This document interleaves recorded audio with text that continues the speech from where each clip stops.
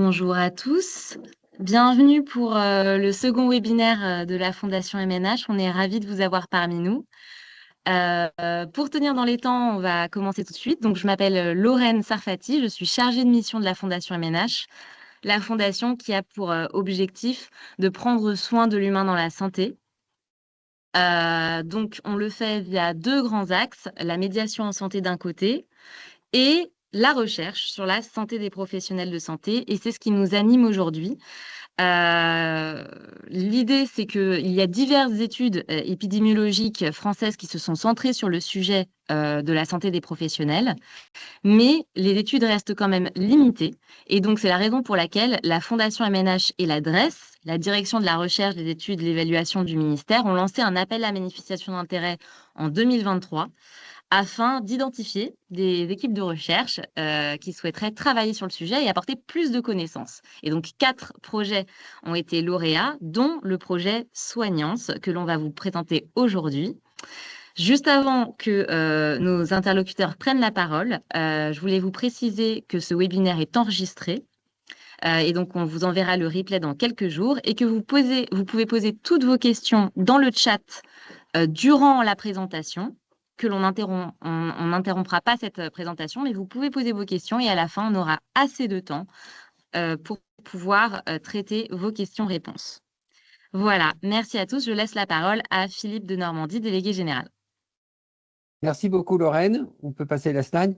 Donc effectivement, ce sujet, voilà, le sujet des risques professionnels est un sujet majeur.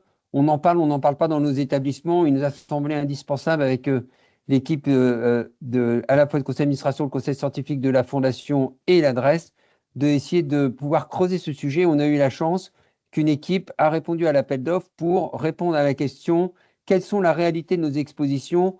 Comment connaître les risques pour mieux se protéger, puisqu'on a un sujet qui est quand même un sujet de la prévention. Et pour parler de ce sujet absolument passionnant, nous avons la chance d'avoir Alexis Lescata, qui est PUPH, médecin-chercheur en santé publique. Nous avons eu la chance de travailler ensemble dans une vie antérieure à l'hôpital de Garches. Et Laurent Poiroux, qui est également chercheur infirmier, qui est maître de conférence en sciences infirmières et à l'université d'Angers.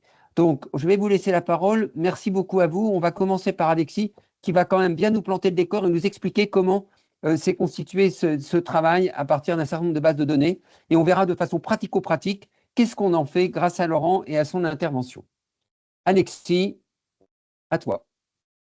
Écoute, merci pour cette introduction. En effet, moi, j'ai eu la chance effectivement de pouvoir répondre avec un groupe de collègues que j'ai mentionné sur cette diapositive à cet appel d'offres, à cet appel à manifestation d'intérêt de la Fondation MNH et de l'adresse.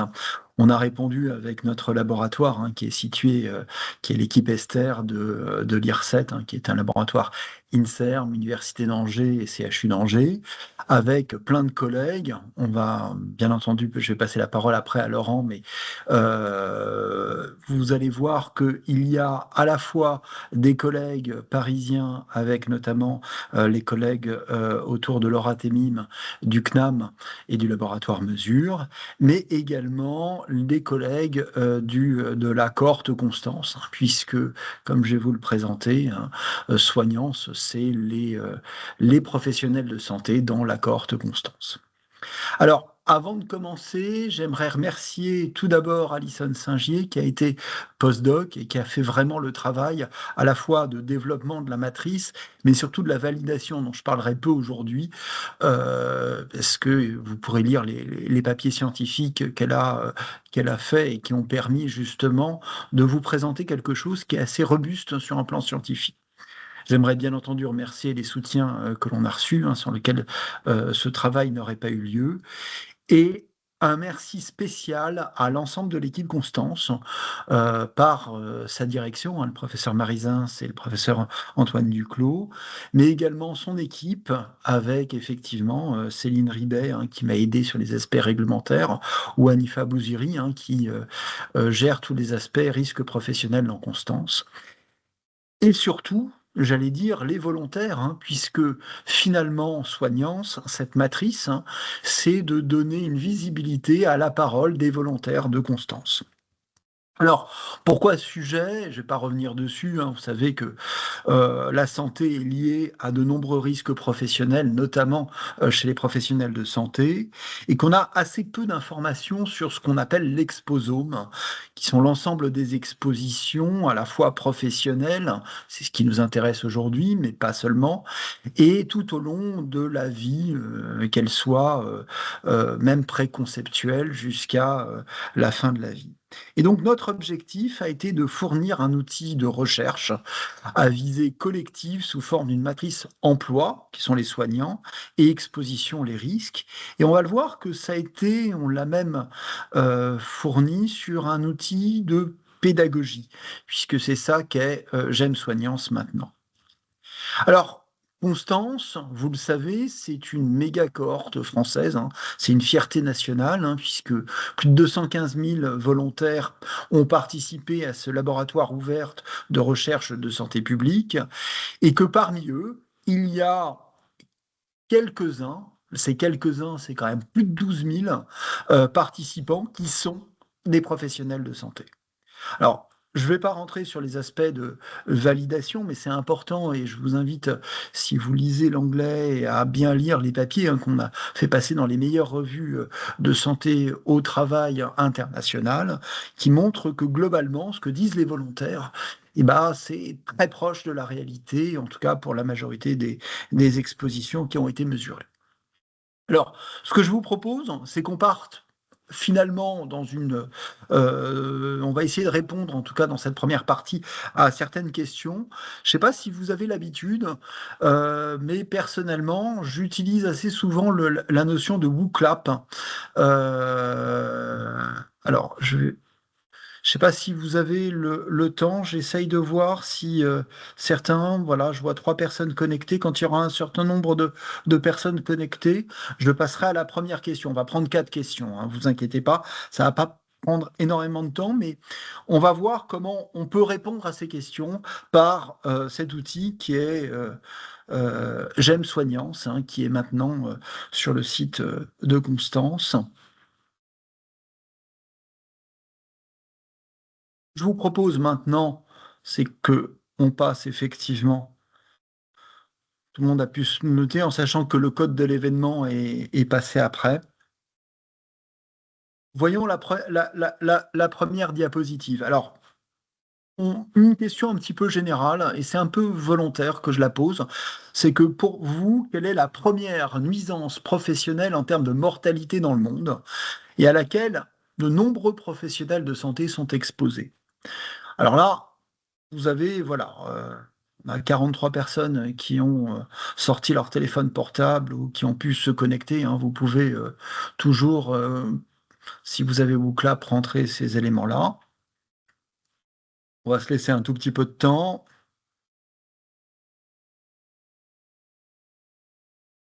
Bon, vous voyez, on a la fumée, on a les heures longues de travail, les accidents et la fumée, les gaz et les solutions.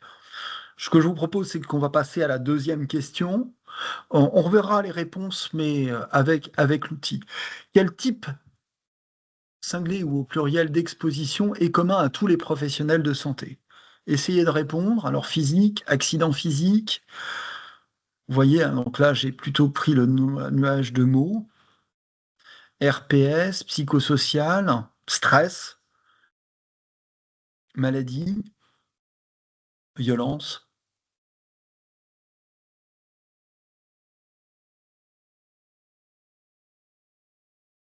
Vous voyez que c'est intéressant parce que dans ce que vous voyez, on a à la fois des questions sur la notion d'exposition. Maladie, c'est pas une exposition, hein, c'est un outcome, c'est une maladie. Et puis pour autant, on a des choses effectivement assez diversifiées qui montrent effectivement entre le stress, fatigue, les contraintes organisationnelles, les contraintes de radiation, et effectivement un certain nombre de choses avec les stress et le RPS, hein, qui apparaissent, et les TMS qui apparaissent, et physiques qui apparaissent en premier. Ce que je vous propose, c'est qu'on aille sur la troisième question. Alors simple, est-ce que entre un infirmier libéral, un infirmier spécialisé, qu'il soit psychiatrique ou autre de type IBOD ou IAD, ou un infirmier général, est-ce que les expositions sont les mêmes. Là, pour l'instant, on a une grande majorité de non.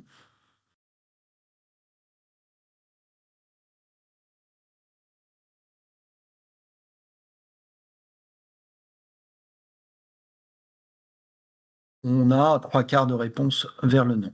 Et la dernière, une question un peu volontairement provocateur, mais qui est important, y compris sur l'utilisation de la matrice, c'est est-ce que les cadres infirmiers, qu'ils soient en établissement hospitalier ou en établissements médico-sociaux, n'ont-ils des contraintes qu'administratives?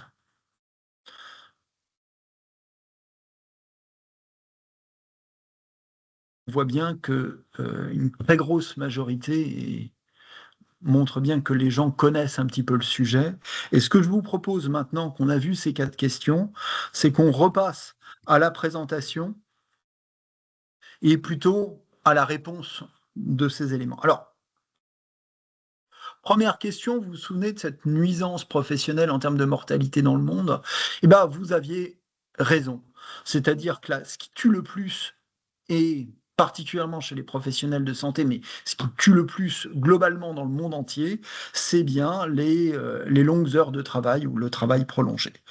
Ce qui est intéressant, c'est que ça, c'est pas moi qui le dis, hein, c'est l'Organisation mondiale de la santé et l'Organisation internationale du travail qui ont fait en 2021 un point par rapport aux données 2006 et 2016 et qu'ils ont intéressant, y compris dans leur communication, mis en avant les soignants sur ces éléments-là.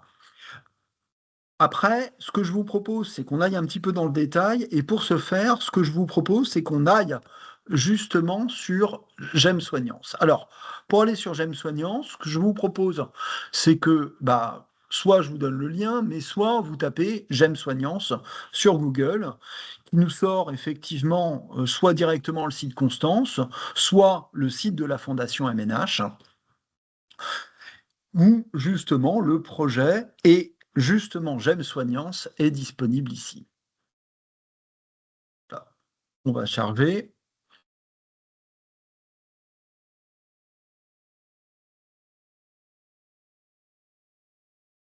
Comme toujours, on voit bien qu'il y a plein de personnes qui sont connectées dessus et donc ça met un certain temps à cet horaire-là. Mais vous avez un site avec, on va dire, 3 pages. Une page d'information un petit peu générale qui explique, d'abord, qu'est-ce que c'est qu'une exposition professionnelle? Qu'est-ce que J'aime Soignance s'est intéressé, c'est-à-dire à 24 facteurs d'exposition professionnelle en fonction de la profession, emploi ou emploi et secteur d'activité, que l'on a classé en facteurs organisationnels, avec notamment les horaires. On a vu les horaires de travail prolongés, mais également les repos de moins de 48 heures.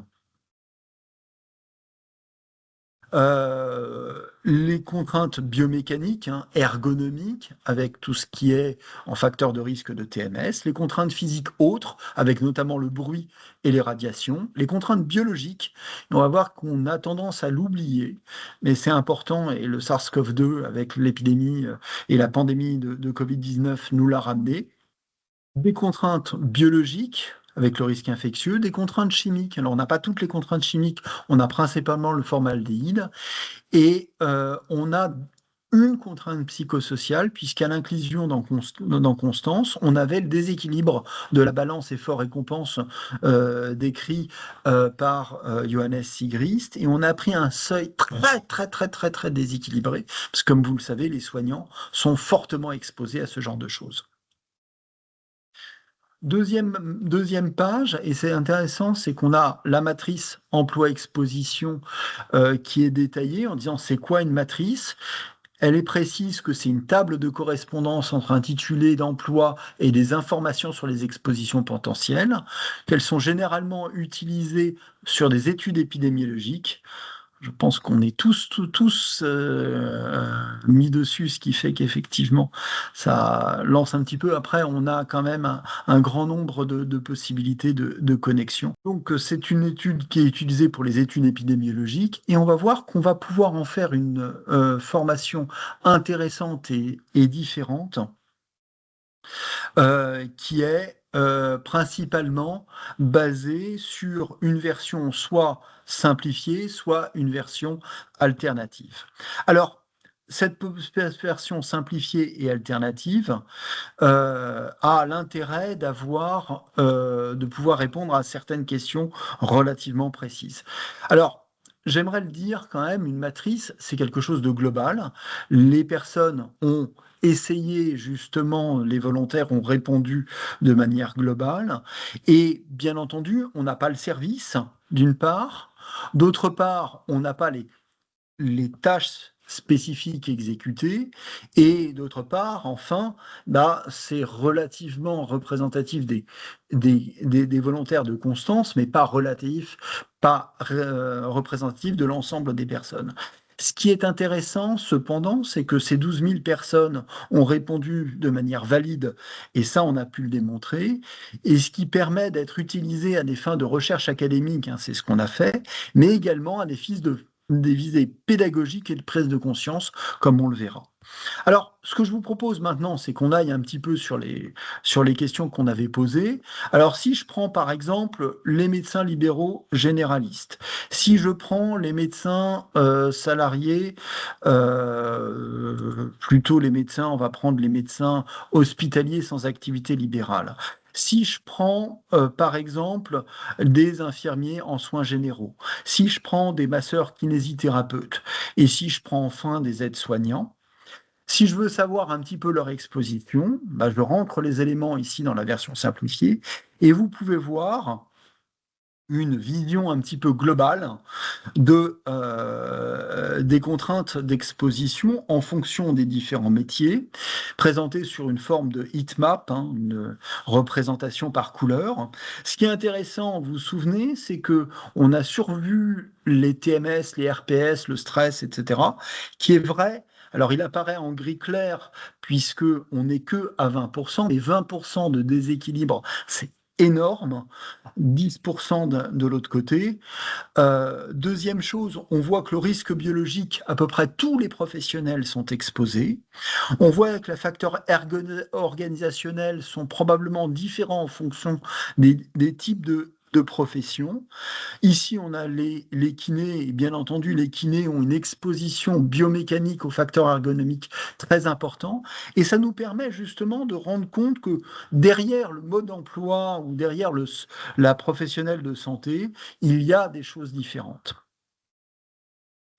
Enfin, vous vous souvenez, la troisième question, alors la troisième question qu'on avait posée était autour de la question de est-ce qu'un infirmier, qu'il soit psychiatrique, qu'il soit spécialisé autre que psychiatrique, qu'il soit en soins généraux ou qu'il soit libéral, avait des contraintes qui étaient différentes. Une autre visualisation de la matrice montre bien que oui, on voit bien qu'il y a des choses différentes. On voit bien que, effectivement, l'irradiation est principalement liée au bloc opératoire, y compris sur le formaldéhyde, qui peut être lié également à la mater, que tous ont une contrainte biologique, que les contraintes biomécaniques sont probablement différentes. On voit bien que les infirmiers psychiatriques, c'est loin d'être nul, mais sont différentes que d'autres contraintes, ont toutes des contraintes organisationnelles et contraintes psychosociales. Donc on arrive à voir effectivement des contraintes qui sont différentes en fonction des emplois quand on se pose des questions. Prenons maintenant un petit peu la dernière question. La dernière question, qui était de savoir si les cadres, alors je vais taper autrement, voilà, je vais taper cadre comme ça je vais voir apparaître les choses, et des activités hospitalières ou du médico-social étaient uniquement des administratifs, même si vous aviez bien compris que c'était une question purement rhétorique. On voit bien qu'on a des diagrammes ici sous forme de radar qui sont un petit peu différents. Et si vous regardez bien cet aspect-là, qui est l'aspect biomécanique, vous voyez que si je mets sur la chiffre, vous voyez le chiffre précis, on voit bien que 23,8% est ce qui est particulièrement important en hébergement médico-social, puisqu'on est à plus de 30%, sont effectivement liés à des glissements de tâches. On sait très bien que les cadres font partie de l'équipe infirmier et participent à toutes les activités, y compris celles de manutention. Enfin, pour chaque question, si vous voulez avoir les détails, vous pouvez aller regarder cet onglet en détail qui va vous donner un petit peu les différents éléments de manière détaillée. Je reviens un petit peu maintenant sur ma présentation. Sur ma présentation, donc si je dois résumer, la première cause de nuisance, les longues heures de travail. Quels types d'expositions sont communes? On a vu le biologique. On a vu que le psychosocial, c'était important, avec des déséquilibres importants de la balance effort-récompense, et que l'organisationnel était probablement répondant aussi à différents niveaux. On l'a vu avec les choses. Est-ce que les infirmiers libéraux sont exposés aux mêmes nuisances? Non. On a pris l'exemple du biomécanique et du chimique. Et les cadres en établissement et médico-sociaux n'ont-ils que des contraintes administratives? Et j'ai pris les expositions ergonomiques. Je te laisse la parole. Merci beaucoup de cette présentation qui plante bien le décor. Alors, Laurent, j'aurais déjà une première question, Laurent, parce qu'en travaillant sur ce sujet rapidement, apparaît une question qui est la question, dans notre vraie vie d'établissement, on a le sujet qui concerne le document unique d'évaluation des risques professionnels. Et il y a un moment donné, sujet qui est le DURP, n'est pas forcément connu partout, du marque dans les services. Et donc, première question, quel est le lien entre le DURP et le lien par rapport aux exposomes et à la matrice que vient de nous présenter Alexis? Merci beaucoup, Philippe, de cette question. Je vais rebondir sur ce qu'Alexis a présenté. Effectivement, la matrice emploi-exposition, c'est quelque chose qui va être complémentaire de ce dossier unique d'évaluation des risques professionnels. Alexis, tu peux cliquer.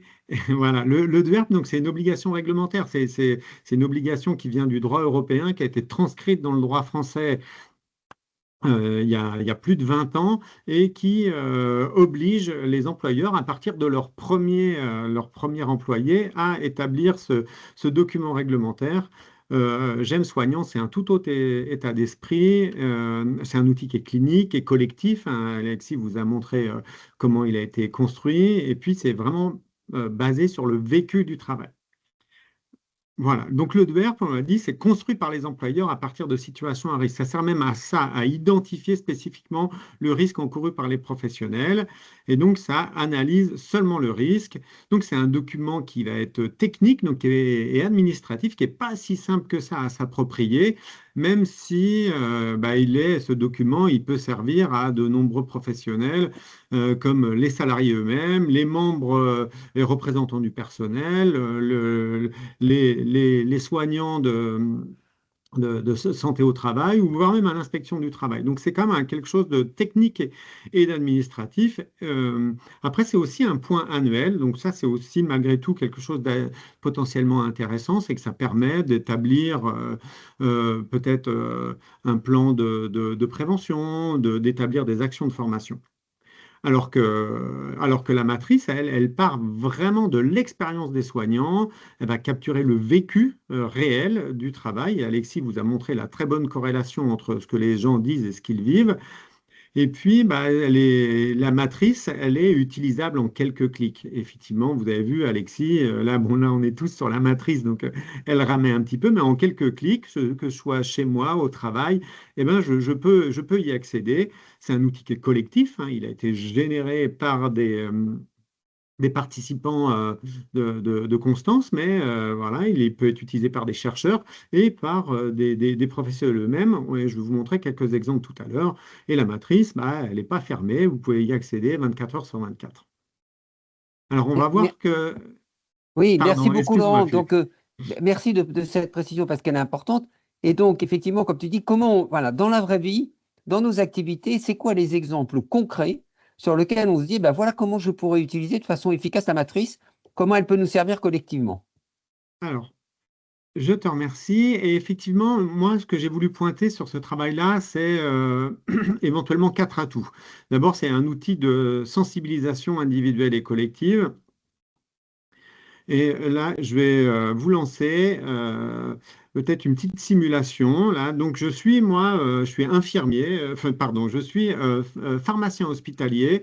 Et depuis quelque temps, je me sens un peu moins bien. Et donc, je vais regarder comment, sur cette matrice-là, quelles pourraient être éventuellement les causes de ce que je vis au travail et qui n'est pas tout à fait comme je m'étais projeté dans mon travail. Donc, vous voyez, je note, je suis pharmacien salarié, je travaille, j'ai des activités hospitalières dans le secteur public et dans un établissement de plus de 200 salariés. Et on voit bien que, vous voyez, que j'ai quand même des contraintes biologiques, hein, des facteurs d'exposition biologique de manière relativement élevée, des facteurs d'exposition qui sont aussi organisationnels. Et je me dis, tiens, et si je me comparais à un collègue du privé, est-ce qu'on vit tous les mêmes choses en tant que pharmacien employé dans un établissement de 200 salariés et plus? Eh ben, quand on valide, on voit bien, là, on a ces rosaces, hein, ces diagrammes en radar qu'Alexis vous a présentés. On voit que bah, finalement, à gauche, on a le pharmacien du privé qui a quand même des contraintes biomécaniques qui sont plus importantes, donc probablement plus de manutention. Et dans le secteur public, vous voyez les risques psychosociaux qui sont un peu diminués par rapport au secteur privé aussi. Et les risques biologiques, on retrouve, hein, qui sont des facteurs d'exposition constants, comme l'a montré Alexis tout à l'heure. Vous voyez, donc ça permet, et on va y revenir sur la diapo suivante, ça permet de peut-être tu cliques un peu en haut de la diapo, Alexis, je pense, pour passer. Voilà, voilà, tac. Encore une fois. Voilà, donc je vous le disais, c'est vraiment un outil de sensibilisation. Vous voyez, très très rapidement, ça me donne une première idée de ce à quoi je suis exposé, ou en tout cas les expositions dominantes dans mon exercice. Et puis sinon, d'un point de vue complètement personnel, s'il te plaît, Alexis, voilà, mais ça me permet de visualiser mes propres facteurs d'exposition à moi, quoi. Et donc, le troisième point sur cette diapositive, c'est que ça peut éventuellement me permettre de me projeter dans une prise en compte une fois que j'ai été sensibilisé. Le deuxième atout de la matrice emploi-exposition, c'est que ça permet d'ouvrir le sujet, de permettre la parole sur des sujets qui peuvent être parfois tabous. Et sur ce point-là, la matrice, on voulait rappeler que ce n'était pas forcément un outil diagnostique, hein, ce n'est pas fait pour ça, c'est plutôt, comme on me disait tout à l'heure, un outil de sensibilisation. Mais c'est malgré tout un outil de prise de conscience, ça permet d'identifier, je vous disais tout à l'heure, ce pharmacien. Je sens que ce n'est pas ce que je venais chercher dans ce travail-là. Je sens qu'il y a quelque chose qui ne va pas bien. Et puis, ça permet de poser le doigt sur ce qui potentiellement pèse, fatigue et ce qui mérite d'être discuté. Et donc, ça permet aussi de se repérer sur un besoin spécifique. Et pourquoi je ne me sens pas bien au travail? Est-ce que c'est un conflit de valeurs, un épuisement, c'est le rythme de travail ou une différence balance entre mon investissement et comment je suis récompensé de cet investissement?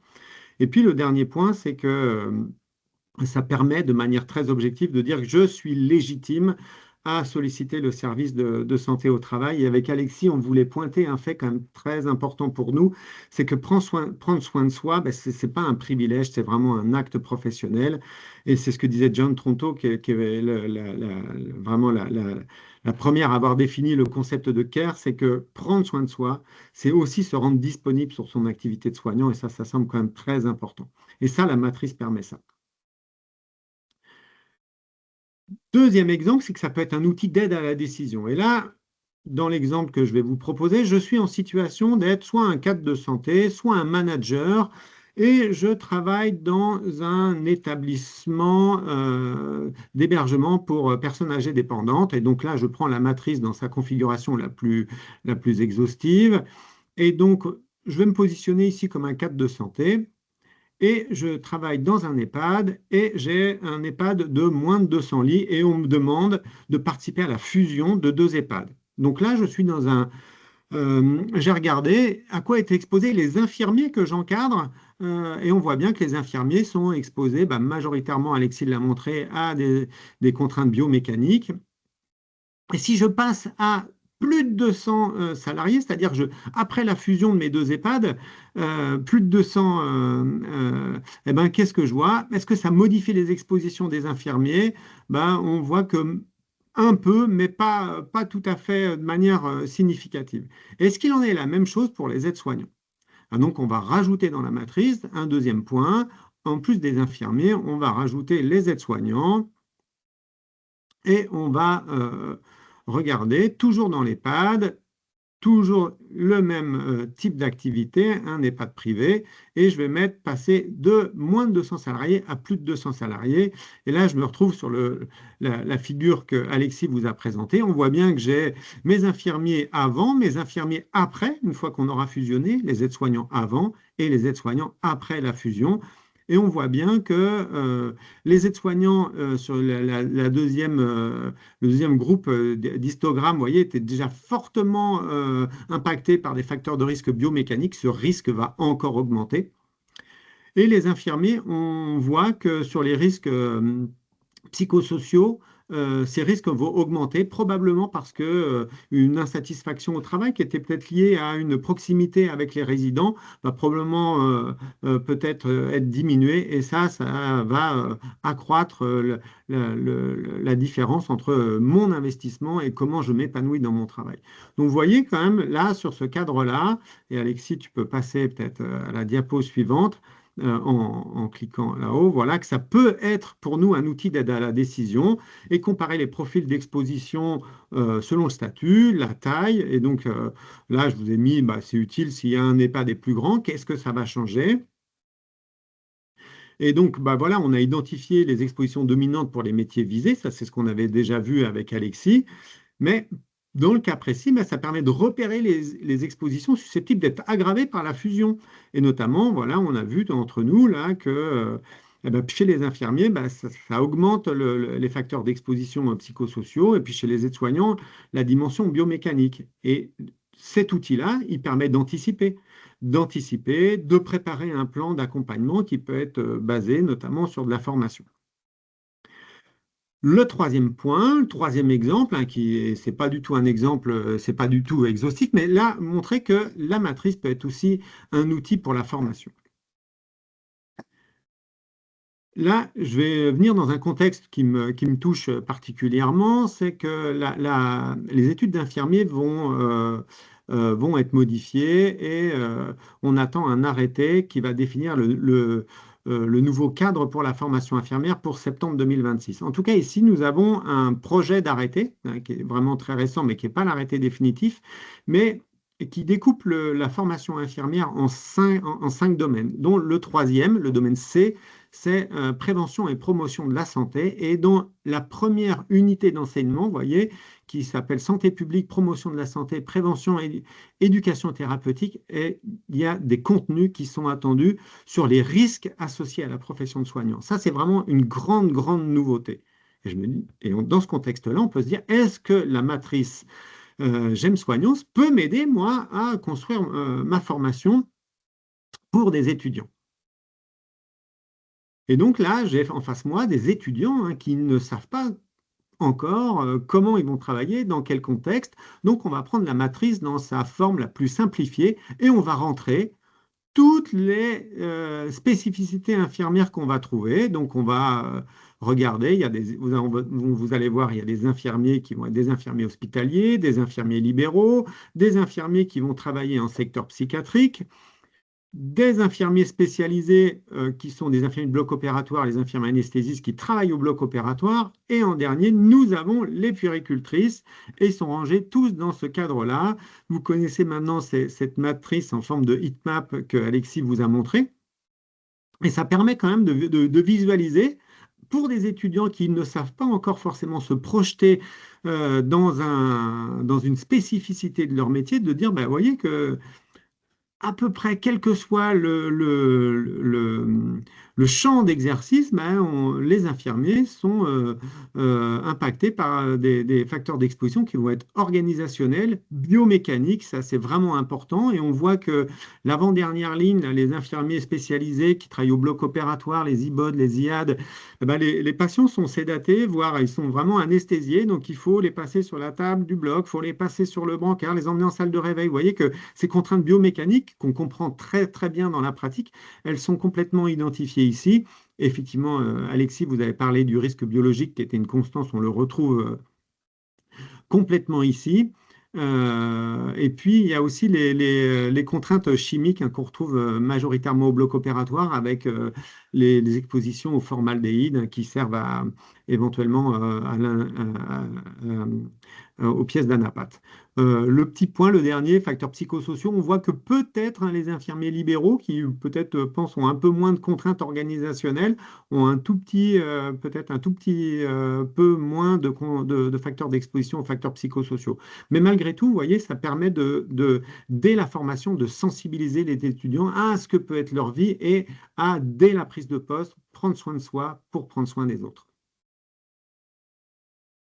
Et donc là, je vous ai mis un exemple de comment peut être, donc on va devoir la mettre en œuvre, cette formation. Et donc voilà, juste pour citer les objectifs généraux hein, qu'on pourrait travailler à partir de la matrice, vous voyez, premier objectif, c'est prendre conscience de l'exposome global des infirmiers, identifier les effets des expositions sur la santé et la qualité de vie et la carrière, donc expliquer que on a un capital et que ce capital, on doit en prendre soin.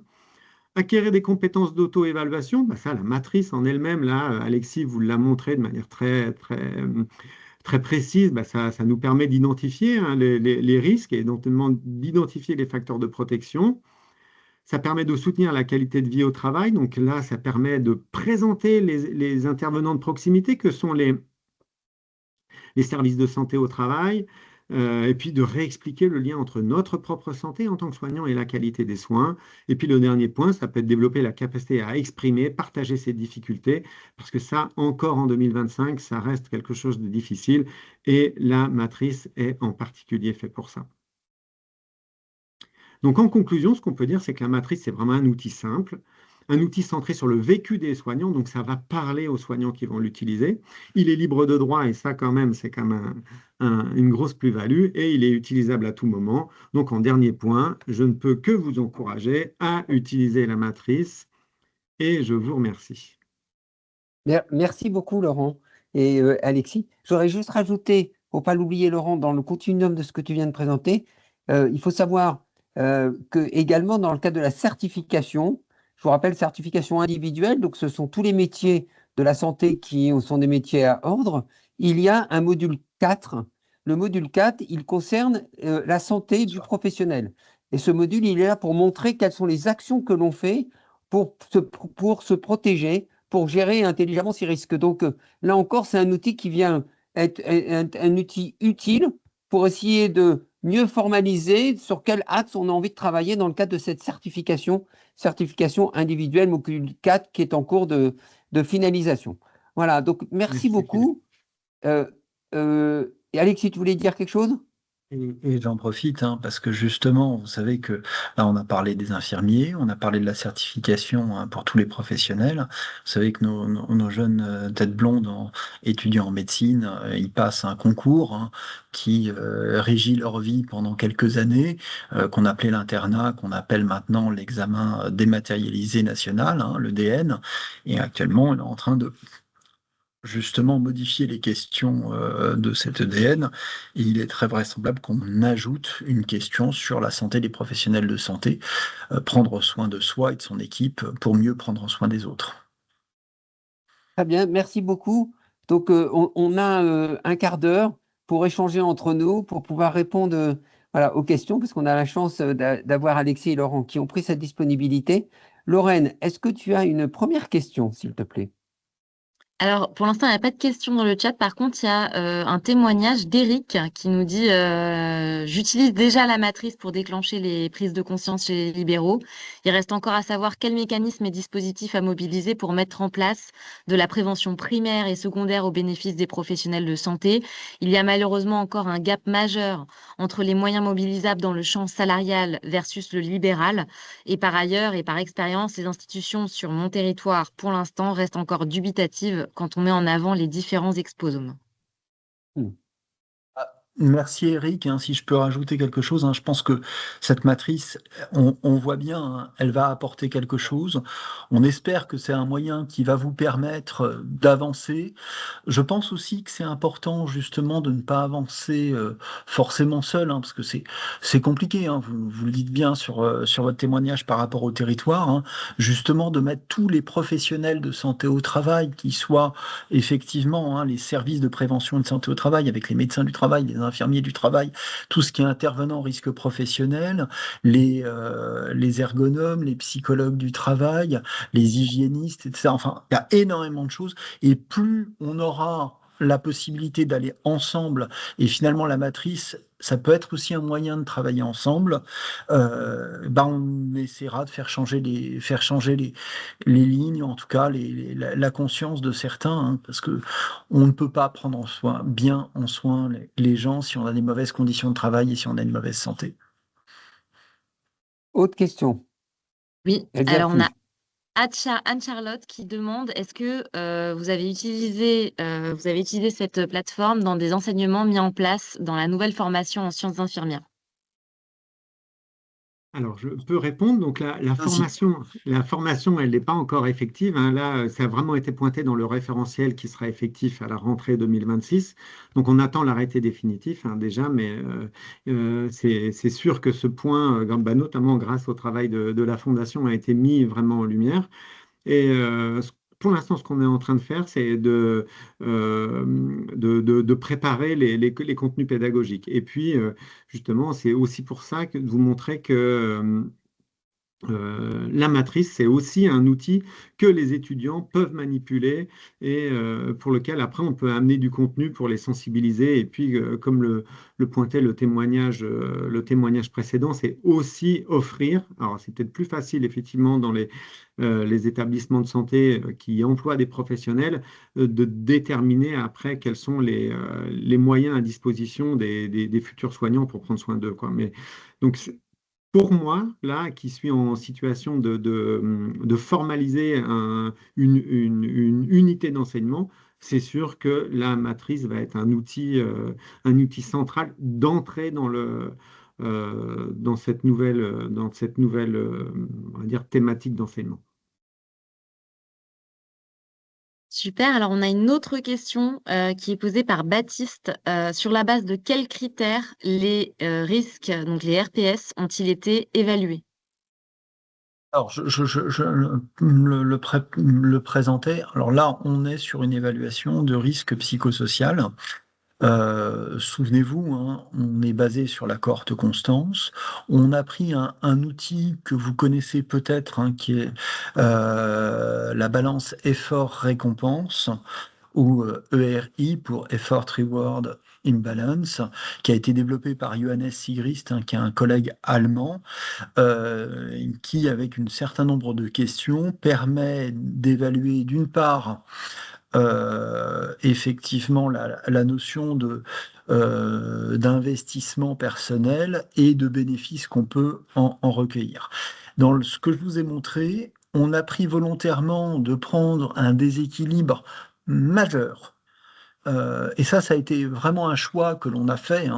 Normalement, quand on regarde la population française ou qu'on applique justement la balance effort-récompense, on est à des déséquilibres entre 1,1 et 1,2, considérant que 1 étant la moyenne ou la médiane plutôt, puisqu'on n'a pas forcément des répartitions normales.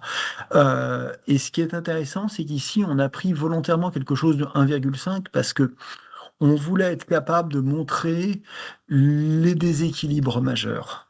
Après, il faut le savoir, hein, dans la validation de la matrice, c'est probablement une des variables les moins robustes, puisque on le sait, et malheureusement, le métier ou le secteur d'activité ou même le type de contrat, etc., n'explique pas l'ensemble des contraintes psychosociales. Ce qui est sûr, c'est qu'en professionnel de santé, on va avoir ce type de contraintes. Après, le niveau de contrainte est probablement très variable d'une situation à une autre, d'un management à un autre, d'une organisation, d'un collectif, etc.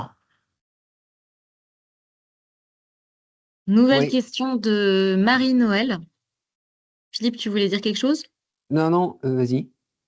La matrice cible les risques, entre parenthèses les nuisances. Elle est très utile pour sensibiliser, prioriser, mieux prévenir les problèmes de santé, mais ne risque-t-elle pas, si on l'utilise seule dans le cadre de la formation initiale, de déformer la réalité vers le négatif et qu'il n'y ait pas de retour sur les aspects plus positifs du métier et donc de renforcer la crise d'attractivité?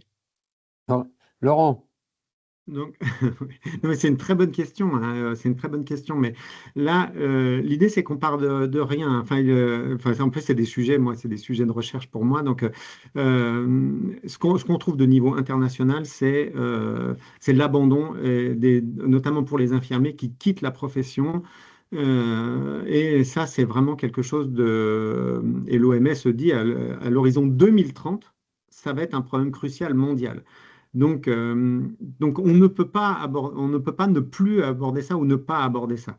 Donc, effectivement, là, vous avez vu, je vous ai montré ce qui va être dans l'arrêté de formation, c'est potentiellement au sein d'une UE de prévention et promotion de la santé, d'une UE de santé publique et éducation thérapeutique, c'est quand même un élément quand même qui est pas central, continu autour de la formation. C'est quand même un point de sensibilisation.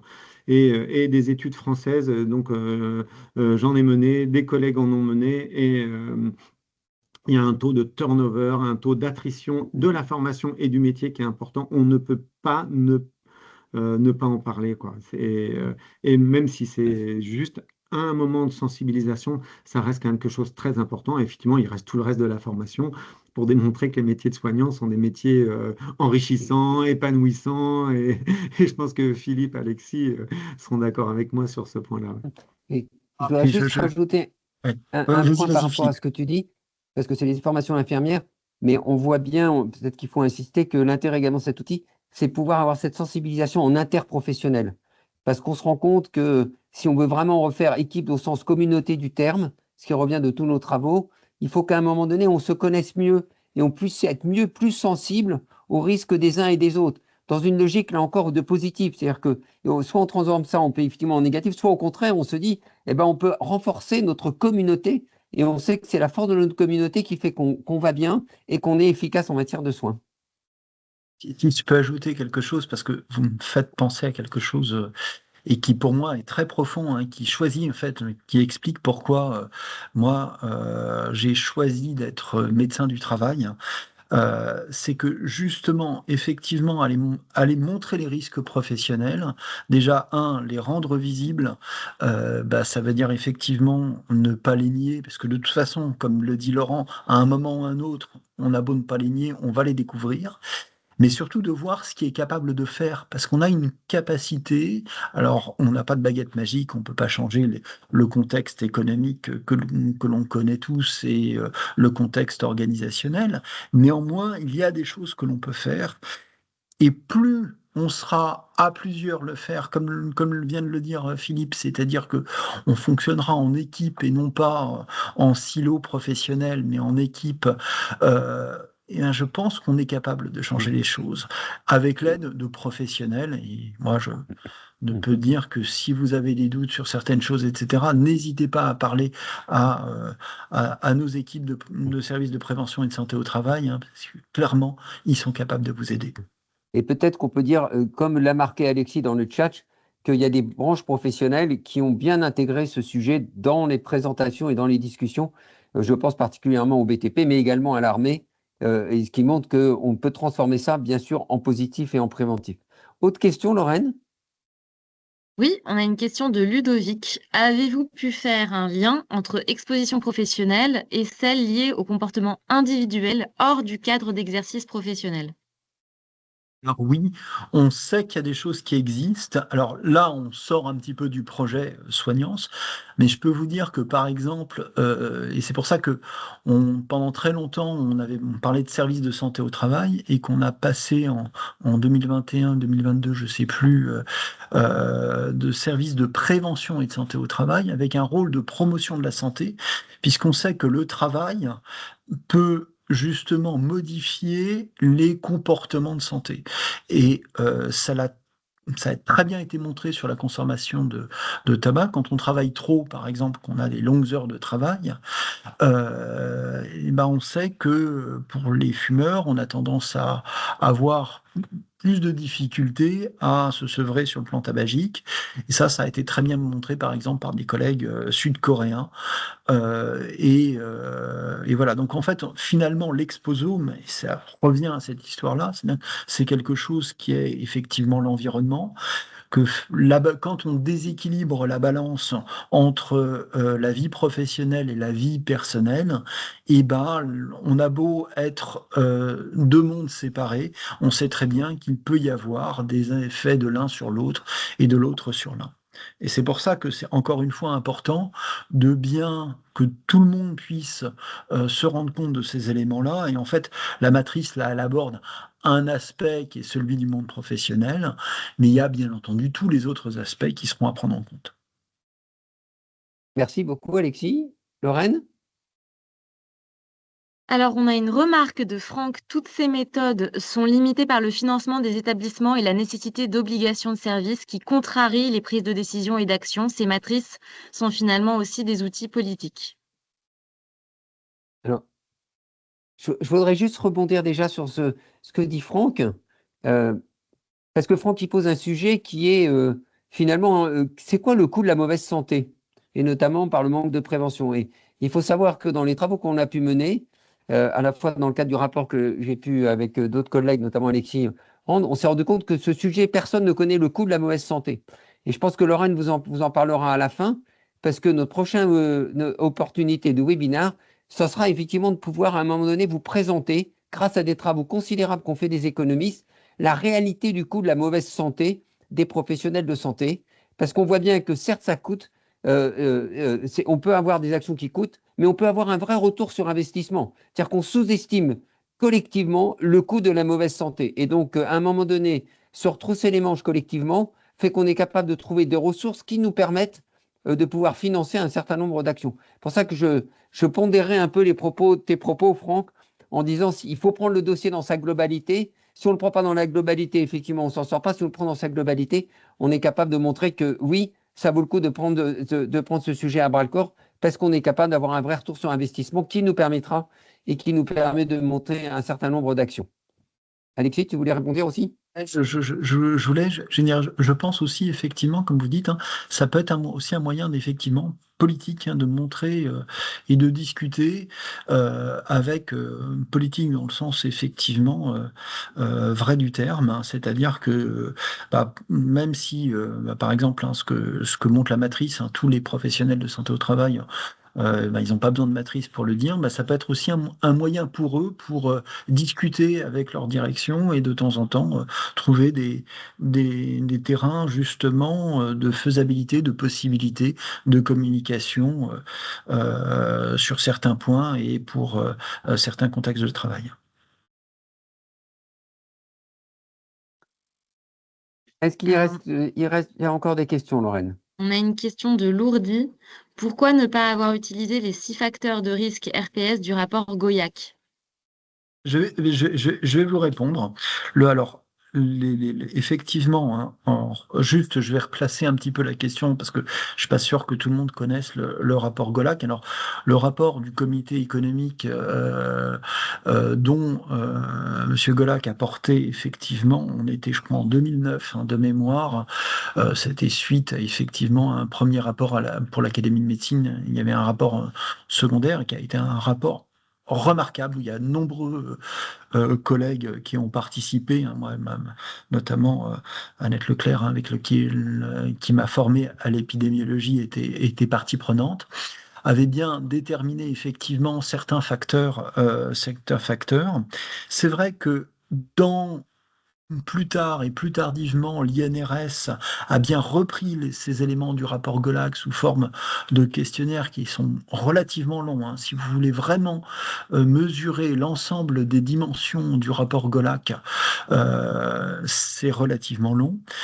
Et on est aux alentours de 2015-2016 de mémoire. Or, là, ce que je vous ai présenté, c'était issu de Constance. Constance, c'est une cohorte qui a commencé, en fait, Marcel Goldberg et Marizin ont commencé à travailler dans les années 2000. Le pilote, c'était 2009. Et les premières inclusions, c'était 2012. Donc vous voyez qu'en fait, s'il y a une histoire simplement de temporalité et deuxième chose, de faisabilité, hein, parce que les volontaires, il n'y avait pas que les questions de santé au travail, il y a toutes les questions de mode de vie, de comportement, d'environnement, de santé qui sont dans Constance. Donc effectivement, oui, en tant que professionnel de santé au travail, on aurait aimé que les volontaires posent plein de questions, etc., mais on ne pouvait pas tout faire. Et puis en plus, là, c'était un petit peu une asynchronie sur le plan temporel. Mais je suis d'accord avec vous et vraiment, je vous invite à les utiliser, y compris tous les travaux qui ont été faits par nos collègues de l'INRS pour le rendre applicable dans les entreprises. Merci beaucoup de cette précision. Y a-t-il encore une dernière question dans le chat? Non, il n'y a pas d'autres questions. Merci Ludovic pour ta remarque. Ah, il y a Audrey, non, qui dit que c'est un super outil de déstigmatisation. Donc, merci beaucoup pour ce travail incroyable à toute l'équipe. Donc, merci beaucoup Audrey. Et à ce propos, n'hésitez pas, Lorraine va conclure, mais franchement, n'hésitez pas à faire connaître. On se rend compte voilà, ces travaux, ce qui est intéressant, c'est qu'on puisse très largement les diffuser, les faire connaître. Il faut insister le fait que c'est en accès libre, c'est pas payant, mais que ça peut nous aider dans notre vie quotidienne. Ça rentre dans un ensemble et c'est cet ensemble qu'il faut qu'on arrive à gérer. Et c'est pour ça que régulièrement, on vous présentera un certain nombre de travaux. Donc avant que tu conclues, je voulais de mon côté également vraiment remercier fortement Laurent et Alexis. On a en plus la chance qu'Alexis nous accompagne par ailleurs pour réfléchir sur tous les travaux. Donc merci vraiment à vous deux parce que ça permet de bouger les lignes et surtout ça a permis, et je pense qu'il faut le souligner Alexis, à d'autres équipes de recherche qui travaillent, je pense à l'équipe de recherche qui travaille sur le problème des grossesses, sur le problème du cancer, de faire les liens parce que comme tu l'as souligné, c'est également un outil de recherche. Merci à tous. Est-ce que Alexis, tu peux passer à la dernière slide? Voilà. Donc, juste pour vous dire que ce webinaire est enregistré, qu'on va vous envoyer le replay dans quelques jours, c'est-à-dire jeudi. Et le prochain rendez-vous, c'est le 27 janvier de midi à 13h, toujours sur la pause déjeuner pour que ce soit le plus accessible possible. Et là, on est sur le projet Valoris, donc qui est porté par l'EHESP. En l'occurrence, l'objectif, c'est de quantifier le coût économique de la mauvaise santé des personnels soignants en évaluant deux phénomènes majeurs que sont l'absentéisme et le présentéisme. Et donc d'aller estimer l'impact de ces phénomènes sur la perte de productivité et la qualité des soins, avec une attention particulière à la répartition des coûts selon les métiers et les services hospitaliers et médico-sociaux. Donc voilà, on vous donne rendez-vous pour le prochain et on vous enverra du détail via la newsletter de la Fondation. Merci à tous pour votre présence parmi nous et à bientôt. Merci, au revoir.